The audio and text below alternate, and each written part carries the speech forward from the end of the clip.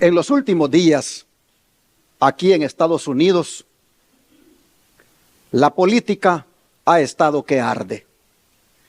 Un candidato ha escapado de morir de puro milagro ante un atentado perpetrado en su contra cuando estaba en plena campaña. La bala que iba directo a su cabeza, todo el mundo vio cómo le rozó la oreja solamente. Por otra parte, su contrincante en la contienda por la presidencia ha renunciado a última hora a su candidatura para endorsar su apoyo actual a la vicepresidenta. Mientras tanto, hay toda una sociedad dividida, poniendo sus esperanzas en su candidato favorito para que le resuelva sus problemas. Ante todo esto, ¿dónde quedamos nosotros, los cristianos de verdad presente? ¿En quién ponemos nuestra esperanza? ¿La podemos poner en uno de los contendientes para la presidencia? Claro que no. Nuestra esperanza está en el Dios Santo y Poderoso. Él es el que tiene el control y el que tiene las riendas de este mundo. Él es el que gobierna el reino de los hombres y dice que a quien Él quiere, lo da. Él es el único que, como dice el título, quita reyes y pone reyes. Abramos la Biblia en Daniel capítulo 2, versículo 20 y 21. Daniel capítulo 2, versículo 20 y 21 nos dice: y Daniel habló y dijo: sea bendito el nombre de Dios de siglos en siglos, porque suyos son el poder y la sabiduría. Él muda los tiempos y las edades, quita reyes y pone reyes, da la sabiduría a los sabios y la ciencia a los entendidos. Qué verdad más reveladora la que nos dice el profeta tocante a los gobernantes de este mundo. Él nos dice que Dios tiene el control soberano sobre todo el universo y que nada ocurre sin su permiso. El hombre cree que él controla los eventos políticos de las naciones, pero es Dios quien en realidad lo hace. El mismo Nabucodonosor que gobernaba Babilonia en los días del profeta estaba sentado en el trono porque Dios así lo había dispuesto. ¿Con qué propósito? Con el propósito de que llevara adelante los juicios de Dios sobre Israel y sobre las otras naciones. Y aunque tanto el rey como sus súbditos no lo miraran de ese modo y pensaban que por sus habilidades o por su propio poder y sabiduría eran victoriosos, realmente todo lo que estaban logrando era porque Dios lo estaba permitiendo. ¿Y será que cuando Dios quita y pone reyes, Él está de acuerdo con todo lo que ellos hacen? Claro que no, porque el énfasis está en que Él quita y pone.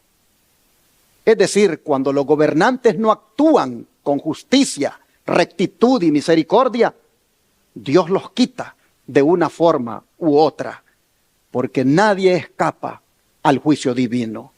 Quita a uno para poner a otro y así sucede sucesivamente. Esto fue lo que miró Daniel durante su larga vida. Reyes caían y reyes se levantaban. Y sin embargo, él como profeta continuaba insistiendo en los mismos valores, como son la justicia, la integridad y la misericordia. El don de profecía dice así: el poder que ejerce todo gobernante en la tierra, ¿se lo otorga quién? El cielo. Y su éxito depende de cómo lo ejerce. El atalaya divino a cada cual dice: yo te ceñiré, aunque tú no me conociste. Y para todos constituyen una lección de vida las palabras dirigidas a Nabucodonosor: tus pecados redime con justicia y tus iniquidades haciendo misericordia para con los oprimidos. pues tal vez será eso una prolongación de tu tranquilidad. Comprender estas cosas, comprender que la justicia engrandece a la nación, que con la justicia será afirmado el trono y con misericordia reconocer la obra de estos principios en la manifestación del poder que quita reyes y pone reyes. Eso, dice, es comprender la filosofía de la historia. Solo en la palabra de Dios esto está claramente expuesto. En ella se muestra que la fuerza de las naciones, lo mismo que la de los individuos, no se encuentra en las oportunidades o medios que parecen hacerlos invencibles, ni tampoco en su pregonada grandeza, sino que se mide por la fidelidad con que cumplen el propósito de Dios. Así lo dice el don de profecía en el libro de la educación, página 98. Llama la atención que diga que la fuerza de las naciones, lo mismo que la de los individuos, no se encuentra en las oportunidades o medios que parecen hacerlos invencibles, ni tampoco en su pregonada grandeza, sino que se mide por la fidelidad con que cumplen el propósito de Dios. Sí, tal como sucedió con Ciro, el rey persa. Veamos lo que dice la palabra de Dios acerca de él en Isaías 45, 1 al 7. Isaías 45, versículos 1 al 7.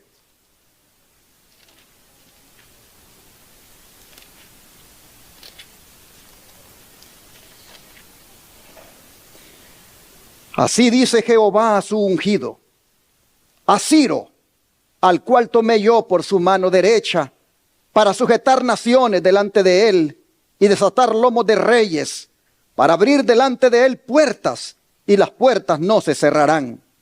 Yo iré delante de ti y enderezaré los lugares torcidos, quebrantaré puertas de bronce y cerrojos de hierro haré pedazos, y te daré los tesoros escondidos y los secretos muy guardados, para que sepas que yo soy Jehová, el Dios de Israel, que te pongo nombre. Por amor de mi siervo Jacob y de Israel mi escogido, te llamé por tu nombre, te puse sobrenombre, aunque no me conociste. Yo soy Jehová, y ninguno más hay. No hay Dios fuera de mí. Yo te ceñiré, aunque tú no me conociste, para que se sepa desde el nacimiento del sol y hasta donde se pone, que no hay más que yo Jehová, y ninguno más que yo, que formo la luz y creo las tinieblas, que hago la paz y creo la adversidad. Yo Jehová soy el que hago todo esto. Oh, hermanos, ¿qué les parece a ustedes esta revelación?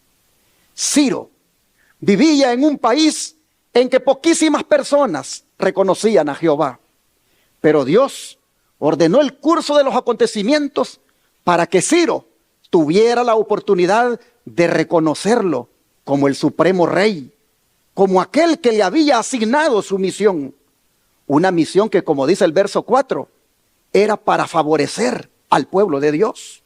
Sí, es que era la voluntad de Dios que los judíos regresaran a su patria después de 70 años. Pero era evidente que Babilonia no estaba dispuesta a liberarlos. Por lo tanto, Dios suscitó a los persas e hizo de Ciro su instrumento escogido para libertar a los judíos. ¿Y cumplió Ciro fielmente la misión? Claro que sí. El don de profecía lo describe de esta manera.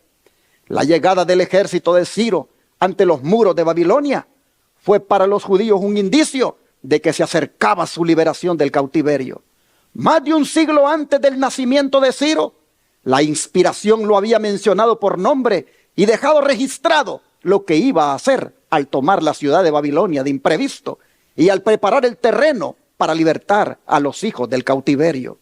En la inesperada entrada del ejército del conquistador persa al corazón de la capital babilónica por el cauce del río, cuyas aguas habían sido desviadas, y por las puertas interiores que con negligente seguridad habían sido dejadas abiertas y sin protección, los judíos tuvieron abundantes evidencias del cumplimiento literal de la profecía de Isaías concerniente al derrocamiento repentino de sus opresores. Y esto debiera haber sido para ellos una indicación inequívoca de que Dios estaba encauzando en su favor los asuntos de las naciones, porque inseparablemente vinculadas con la profecía descriptiva de cómo iba a ser tomada Babilonia, estaban aquellas palabras que dicen: Ciro es mi pastor y cumplirá todo lo que yo quiero, en diciendo a Jerusalén: serás edificada, y al templo serás fundado. Yo lo desperté en justicia y enderezaré todos sus caminos. Él edificará mi ciudad y soltará mis cautivos, no por precio ni por dones, dice Jehová de los ejércitos. Profetas y Reyes, página 404. La pregunta es: ¿cumplió fielmente Ciro esta profecía? Claro que sí. Vamos al libro de Esdras para confirmarlo. Esdras 1, versículo 1 al 4. Esdras capítulo 1, versículos 1 al 4.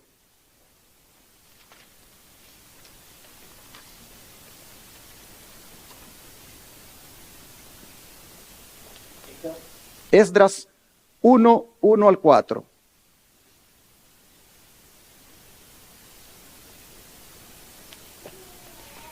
Dice la Escritura así, Esdras 1, 1 al 4.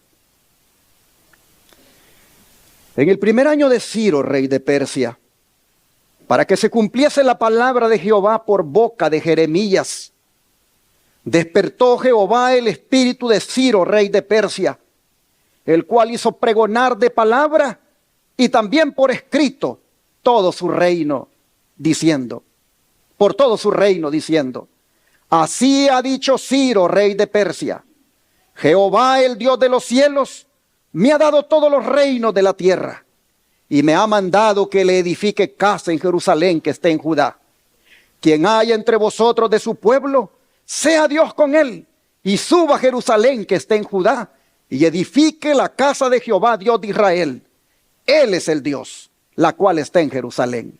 Y a todo el que haya quedado en cualquier lugar donde more, ayúdenle los hombres de su lugar con plata, oro, bienes y ganados, además de ofrendas voluntarias para la casa de Dios, la cual está en Jerusalén.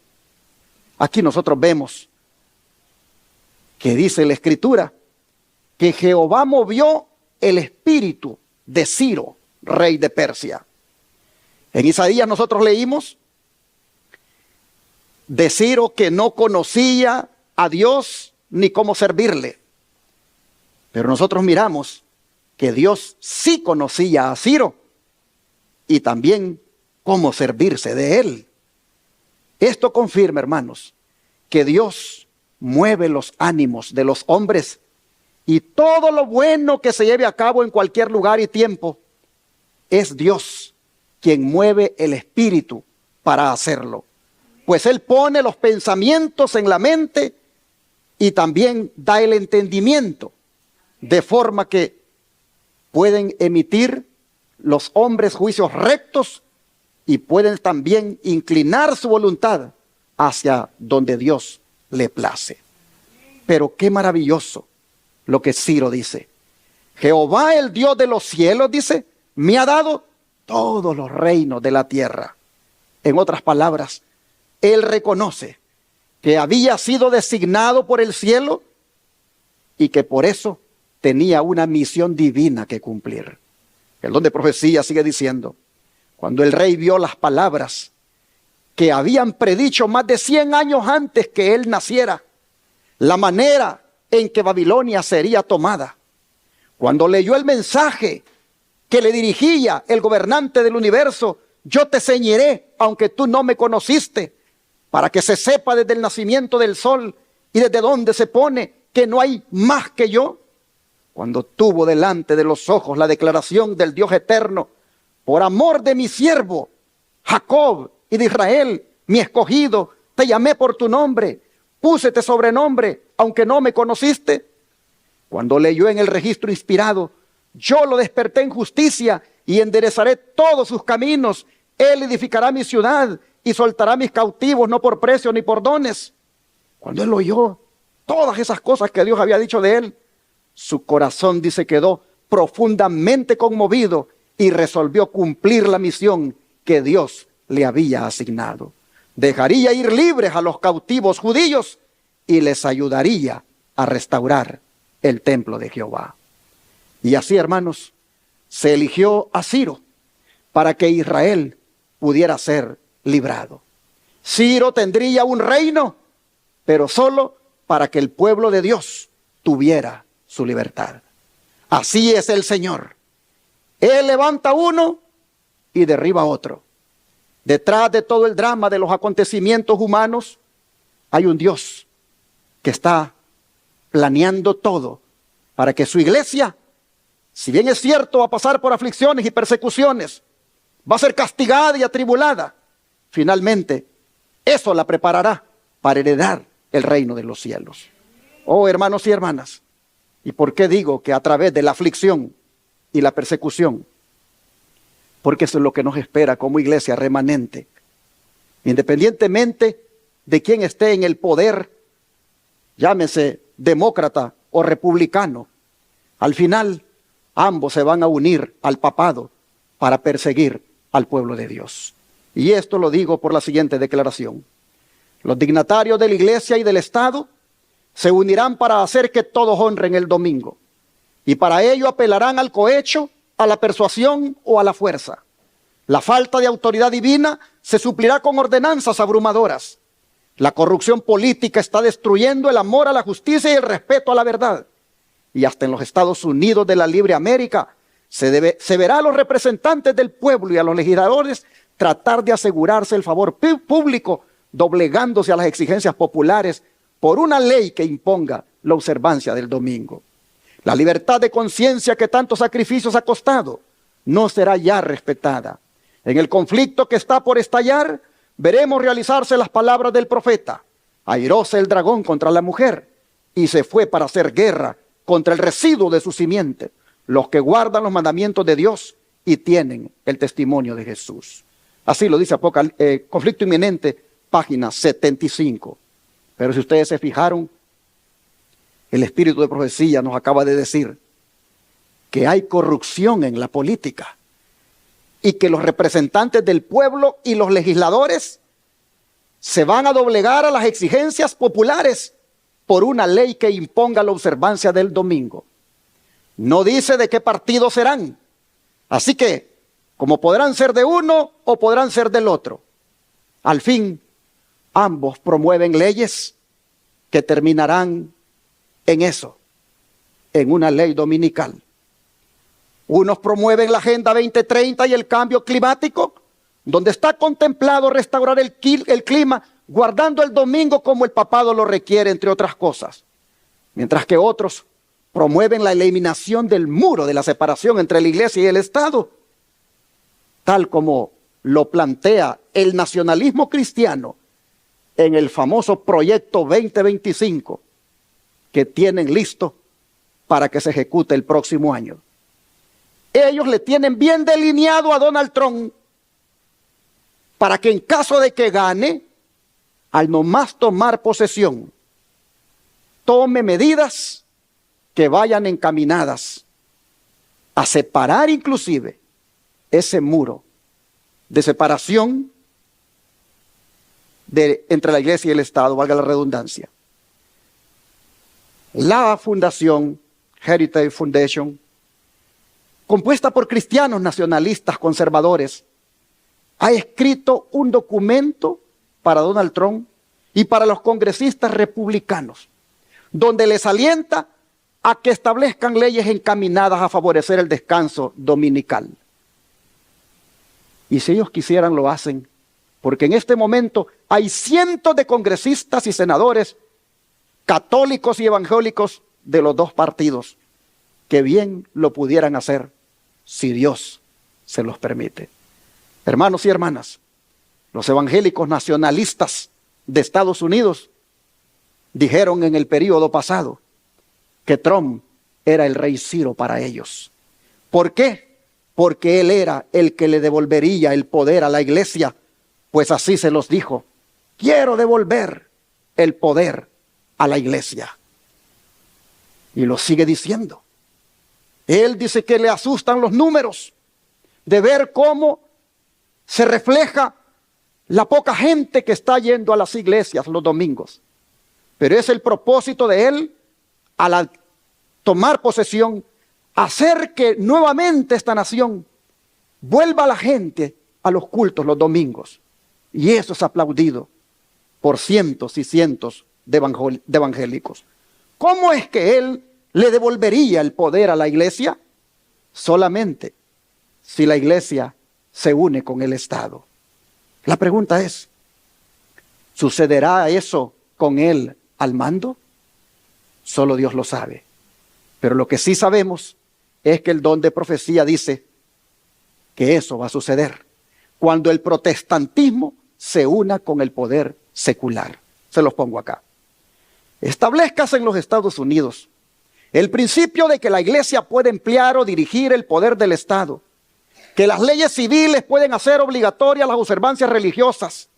En una palabra, que la autoridad de la iglesia con la del Estado debe dominar las conciencias. Y el triunfo de Roma quedará asegurado en la gran república de la América del Norte.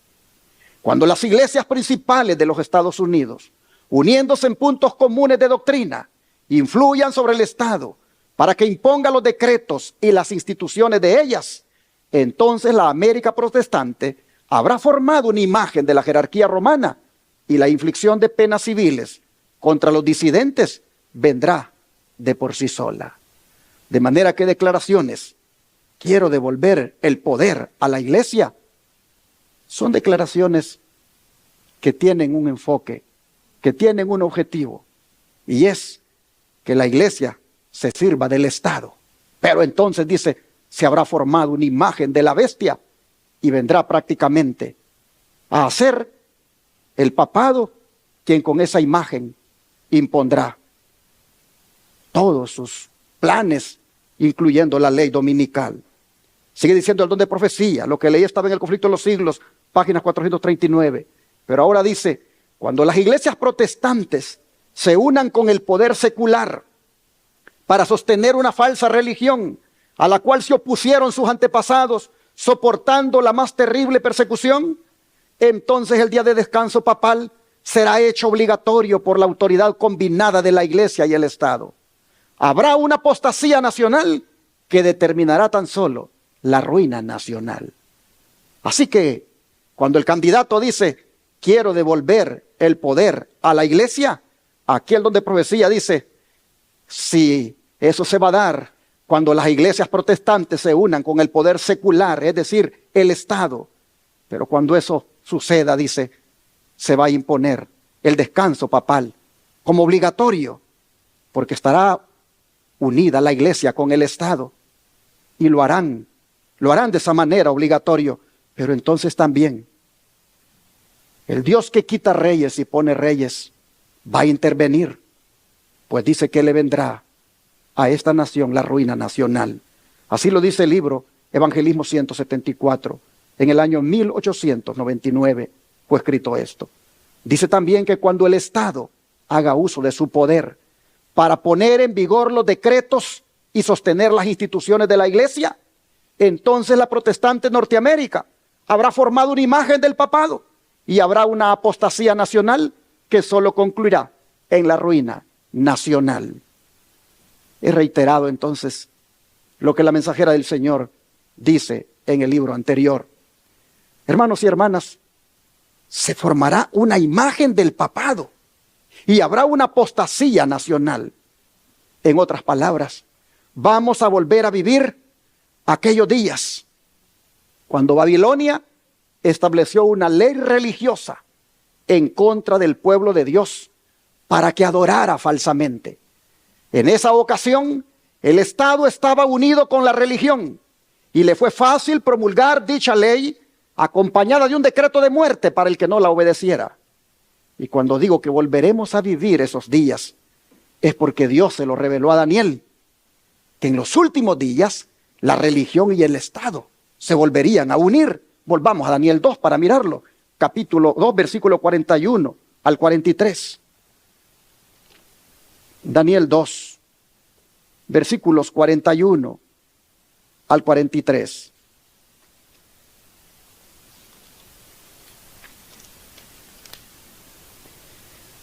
La Escritura dice, y lo que viste de los pies y los dedos, en parte de barro cocido de alfarero y en parte de hierro, será un reino dividido, mas habrá en él algo de la fuerza del hierro, así como viste hierro mezclado con barro cocido. Y por ser los dedos de los pies en parte de hierro y en parte de barro cocido, el reino será en parte fuerte y en parte frágil. Así como viste el hierro mezclado con barro, se mezclarán por medio de alianzas humanas, pero no se unirán el uno con el otro, como el hierro no se mezcla con el barro. Hermanos y hermanas, los pies y los dedos de los que Daniel está hablando aquí corresponden a aquella imagen que el rey Nabucodonosor miró en un sueño, compuesta por una cabeza de oro, pechos de plata, muslos de bronce y piernas de hierro. Estos eran símbolos de 4 reinos o naciones, los cuales fueron Babilonia, Medo-Persia, Grecia y Roma. Pero Roma se dividió en 10 reinos simbolizados por los 10 dedos de los pies de la imagen. Reinos que subsisten hasta ahora en las naciones europeas y sus colonias ya independizadas en países. ¿Y con qué propósito Dios reveló aquel sueño? Es donde profecía dice: la imagen mostrada a Nabucodonosor simboliza el deterioro del poder y la gloria de los reinos de la tierra. Babilonia, el reino medo-persa y los reinos subsiguientes fueron aún más viles y corruptos. A cada nación que subió al escenario de acción se le permitió ocupar su lugar en la tierra para que pudiera determinarse si iba a cumplir los propósitos del vigilante y santo. La profecía describió el nacimiento, el progreso de los grandes imperios mundiales, Babilonia, Medo-Persia, Grecia y Roma. Con cada uno de ellos, como con las naciones de menos potencia, la historia se repitió y cada uno tuvo su plazo de prueba. Así lo dice Profetas y Reyes 392 a la 393, y antes el comentario bíblico adventista tomo 4 del don profético en las páginas 1190. Hermanos y hermanas, noten ustedes que a cada una de estas naciones, a cada uno de estos reyes que la gobernaron, a cada uno de estos reinos, Dios les permitió que vinieran a la existencia, dice, para probarlos. ¿Para probarlos en qué? En el cumplimiento, dice, del propósito de Dios. Nada existe aquí en la tierra sin propósito.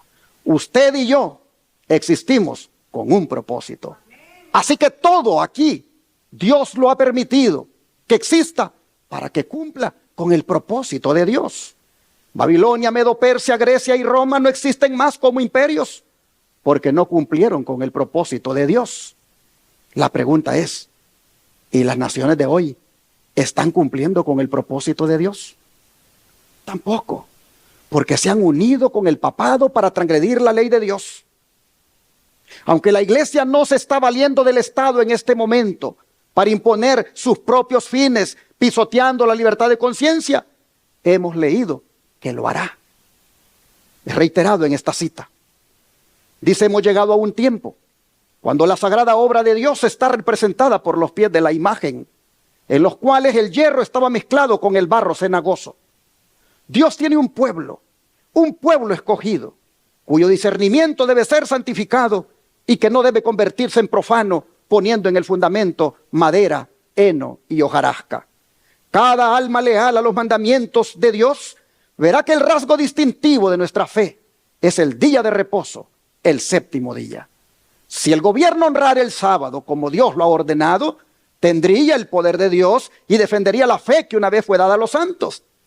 Pero los estadistas apoyarán el falso día de reposo y mezclarán su fe religiosa con la observancia de este hijo del papado, el cual es el domingo, colocándolo por encima del sábado que el Señor santificó y bendijo, apartándolo para que el hombre lo observe santamente como una señal entre Dios y su pueblo por 1000 generaciones. La mezcla de los asuntos de la iglesia y de la administración política se representa con el hierro y el barro allí mezclados en los pies. Esa unión, dice, está debilitando todo el poder de las iglesias. Esta aceptación en la iglesia del poder del Estado traerá malos resultados. Los hombres casi han traspasado el límite de la tolerancia de Dios. Han utilizado su fuerza política y se han unido con el papado. Pero llegará el tiempo cuando Dios castigará a los que han invalidado su ley y sus malas obras recaerán sobre ellos mismos. Así está escrito en el manuscrito 63 del año 1899. Así que, hermanos y hermanas, lo que Daniel miró, esa mezcla de barro y hierro en los dedos de los pies, era un símbolo de la mezcla de la política con la religión. Desde cuando Constantino el Grande adoptó el cristianismo para hacer de él la religión del Estado, allí el barro y el hierro se unieron y han estado unidos a lo largo de la historia. Pero dice acá que va a llegar el tiempo cuando Dios va a castigar a todos estos sistemas, porque se han unido, pero para ir en contra de la voluntad de Dios. Dios dice, va a llegar el día cuando los va a castigar, porque han invalidado su ley, y las malas obras van a recaer sobre ellos mismos. Porque como dije, si bien es cierto ahorita la iglesia no se vale del Estado para imponer sus fines, está como en pausa. Nosotros sabemos por Apocalipsis 13 que muy pronto el protestantismo apóstata, unida con el Estado, hablará como dragón e impondrá la marca de la bestia. Y entonces los juicios de Dios caerán. ¿Cuándo llegará ese tiempo? ¿Cuándo es que Dios va a castigar a las naciones de hoy por su rebelión contra Dios? ¿Cuándo es que los juicios, los castigos de Dios caerán sobre las naciones por estar unidas con la religión? ¿Cuándo es que caerá los castigos de Dios sobre la religión por estar unida con el Estado? ¿Cuándo, hermanos? Cuando se cumplan los versículos 34, 35 y 44 al 45. Leámoslo, por favor, de aquí de Daniel 2. Versículos 34 y 35 dice: estabas mirando hasta que una piedra fue cortada no con mano, e hirió a la imagen en sus pies de hierro y de barro cocido, y lo desmenuzó. Entonces fueron desmenuzados también el hierro, el barro cocido, el bronce, la plata y el oro, y fueron como tamo de las eras del verano, y se los llevó el viento sin que de ellos quedara rastro alguno. Mas la piedra que hirió a la imagen fue hecha un gran monte que llenó toda la tierra. Ahora los versículos 44 y 45 dicen: y en los días de estos reyes, el Dios del cielo levantará un reino que no será jamás destruido, ni será el reino dejado a otro pueblo. Desmenuzará y consumirá a todos estos reinos, pero él permanecerá para siempre. De la manera que viste que del monte fue cortada una piedra no con mano, la cual desmenuzó el hierro, el bronce, el barro, la plata y el oro, el gran Dios ha mostrado al rey lo que ha de acontecer en lo porvenir, y el sueño es verdadero y fiel su interpretación. Se han dado varias interpretaciones a esta piedra y el monte de donde es cortada.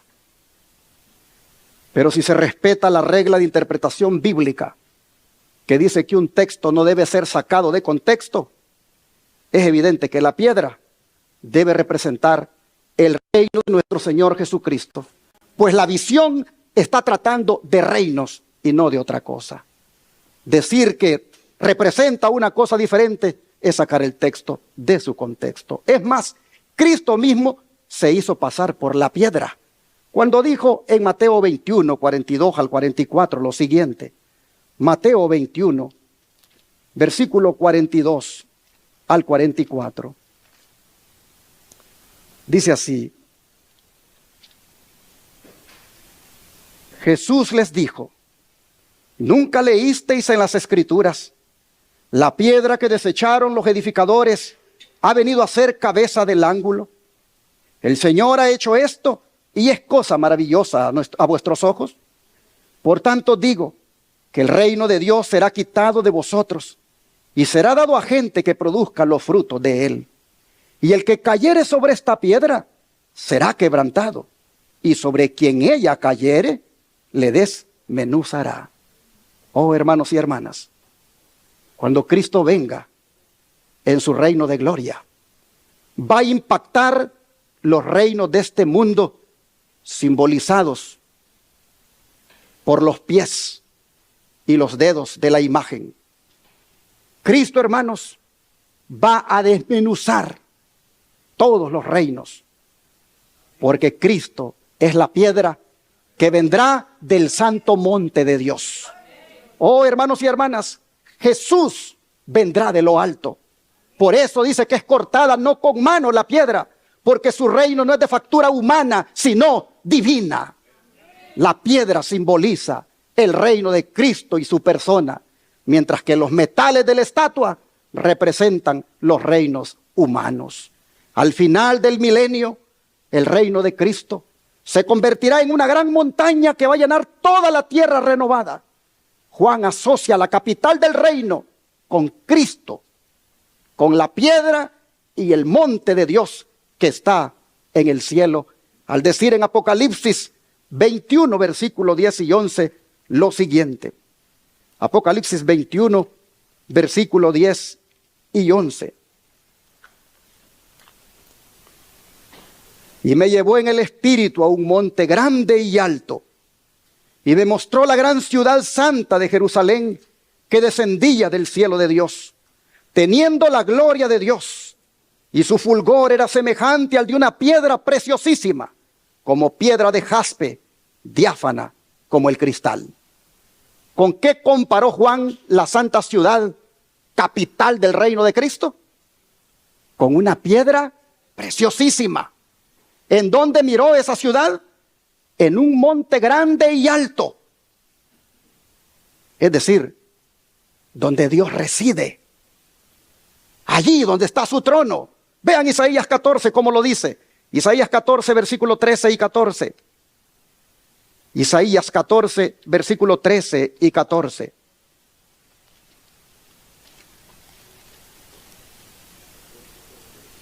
Isaías 14, verso 13 y 14. Tú que decías en tu corazón, subiré al cielo, en lo alto junto a las estrellas de Dios levantaré mi trono, y en el monte del testimonio me sentaré a los lados del norte.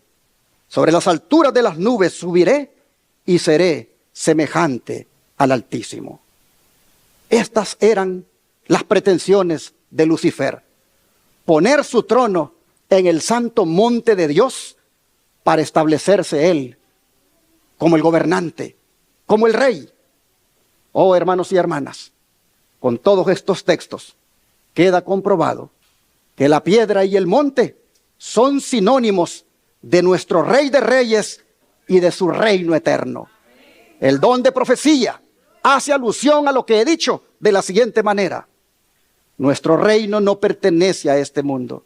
Estamos esperando que nuestro Señor venga desde el cielo para someter toda autoridad y poder y establecer ¿qué cosa? Su reino eterno.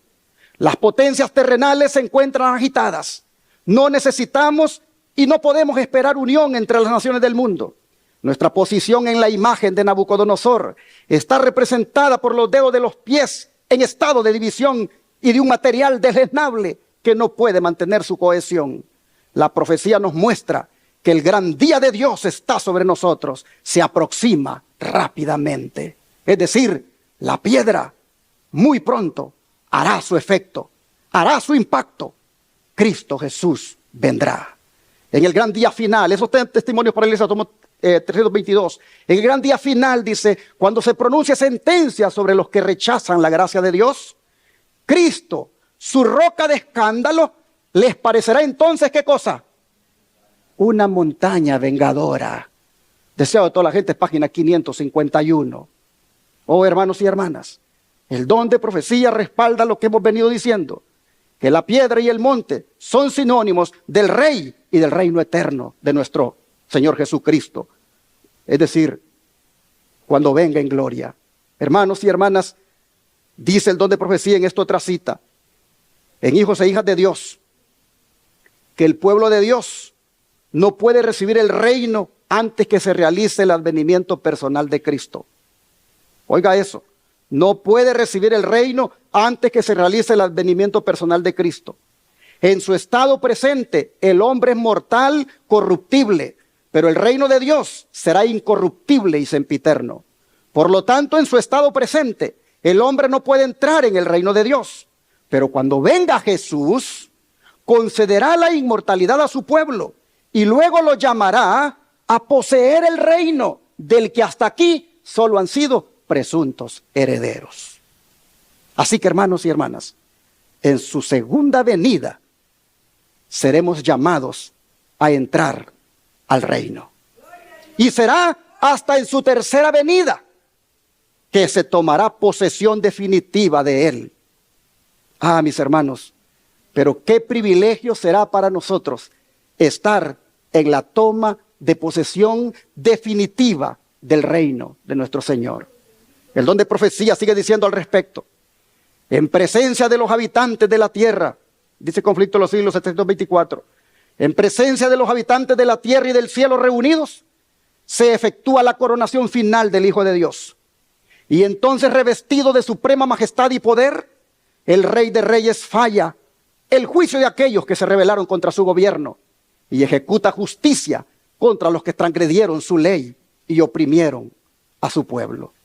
Y esto que he leído está basado en el capítulo donde la mensajera del Señor está hablando de lo que ocurre al fin de los 1000 años.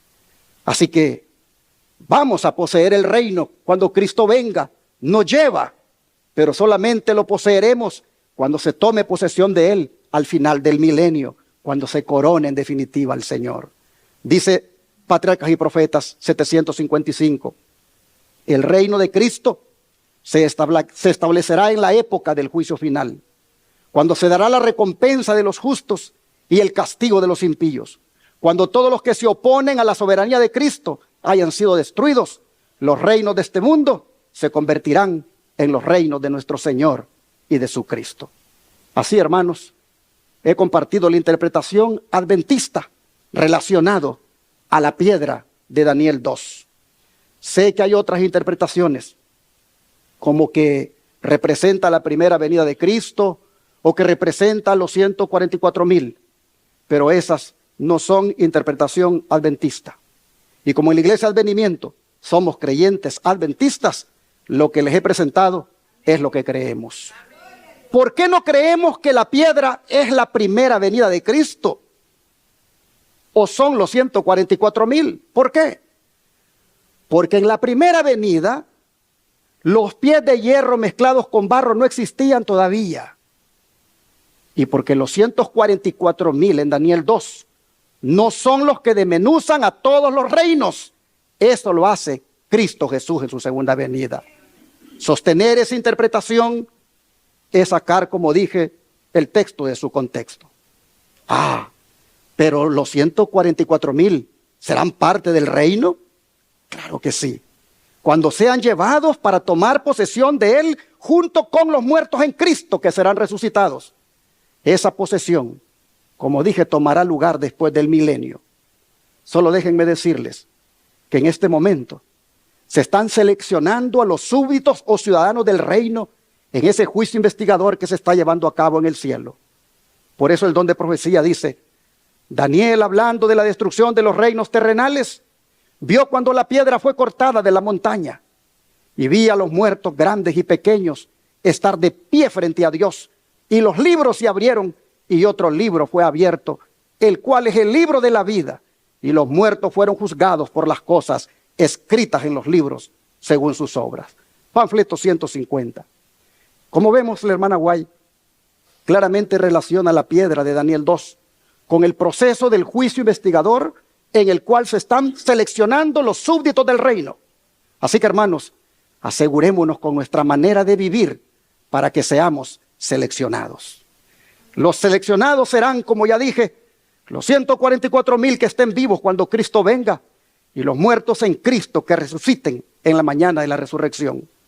Pero ellos esperarán en la tierra a que su rey venga a llevarlos a la toma de posesión de su reino, del cual ellos mismos serán los ciudadanos después del milenio en la nueva Jerusalén. Mientras tanto, hermanos, mientras tanto Dios seguirá quitando reyes y poniendo reyes hasta que todo se cumpla, porque Él señorea en el reino de los hombres. Así se lo hizo saber Daniel a Nabucodonosor en el capítulo 4 de Daniel, versículo 17. Daniel capítulo 4, versículo 17.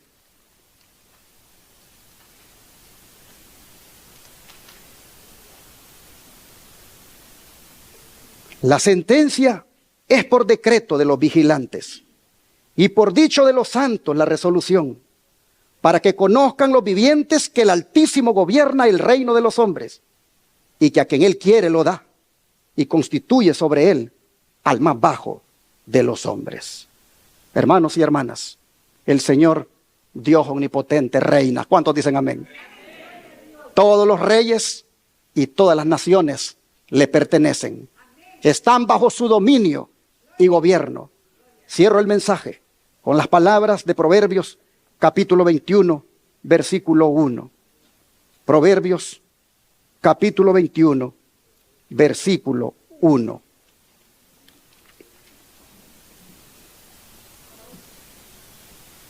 Como los repartimientos de las aguas, así está el corazón del rey en la mano de Jehová. A todo lo que quiere, lo inclina. Qué verdad, hermanos, más contundente.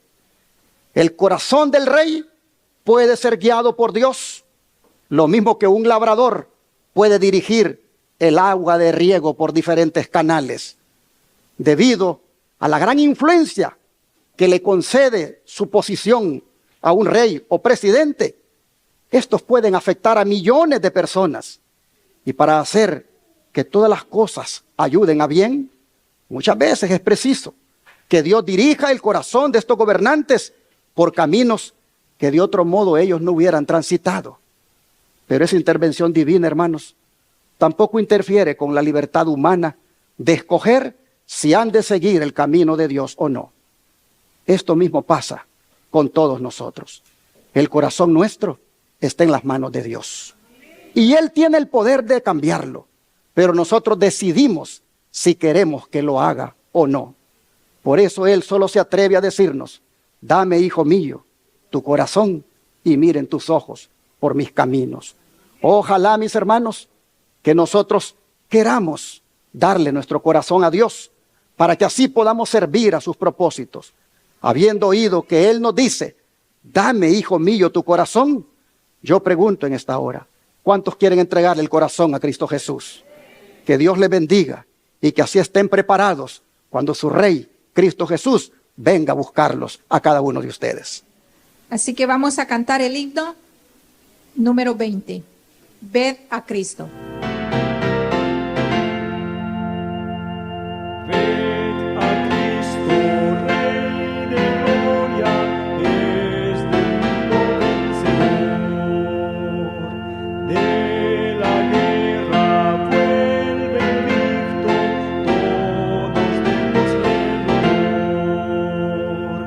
Coronadle, santos todos, coronadle, rey de reyes.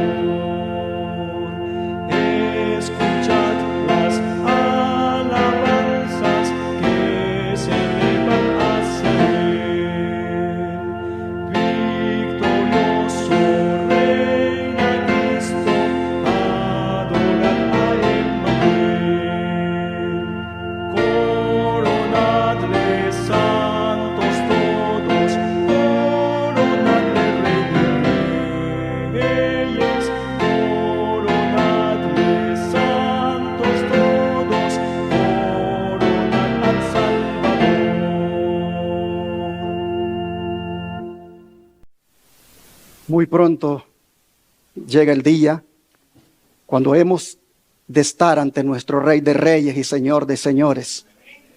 Y allí le coronaremos personalmente de loores, de alabanza, de gloria, de exaltación. Mientras tanto, el himno que hemos cantado nos dice que hay que hacerlo ya. Hay que hacerlo por la fe. Hay que exaltar a nuestro Rey de Reyes. Hay que coronarlo desde ya de loores, de gloria, de honra. Oh, hermanos, el Señor vendrá. Y cuando Él venga, todos los reinos de esta tierra perecerán. Y un solo reino permanecerá para siempre, el reino de nuestro Dios. Que usted y yo seamos súbditos de ese reino. Que usted y yo nos preparemos cada día de corazón, dejando el pecado, dejando de hacer lo malo, haciendo lo recto solamente delante de Dios, para que así seamos súbditos de nuestro Rey y Salvador Jesucristo. Vamos a orar para que el Señor nos ayude a lograrlo.